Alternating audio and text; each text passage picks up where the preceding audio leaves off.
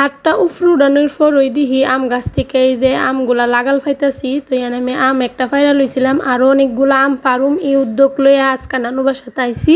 তো এই তো আমার নানি বাড়ির 4টা গাছ আমের, তো এখানে 3টা গাছ আর সামনে আরও একটা গাছ আছে। তো 3টা গাছ থেকে আম ফারণের প্রস্তুতি লইতাছি, কারণ আজকে কাঁচা আমের ভর্তা হামো দুপুরবেলা। তো এখানেই তো আমি কিন্তু একলা ছিলাম না, আমার বোন, আমি, তারপরে আমার নানি, আমরা সবাই মিলে আম ফারছি। দেখেন কতটি আম ফারছি বালতি বইরা। তো আম ফাড়ার পরে এখানে আমডিরে বালা কইরা কুচি কুচি কইরা নিলাম।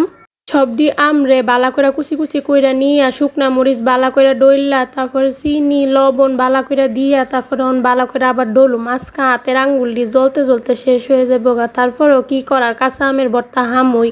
তো এখানে বালা কইরা শুকনা মরিচ চিনি লবণ ডইল্লা সাইরা ওখানে আমের সাথে মিশাই লইতেছি। তো এই তো রেডি হয়ে গেছে আমরা সবার প্রিয় লোভনীয় কাঁচা আমের ভর্তা। কি লোভ লাগতেছি নি?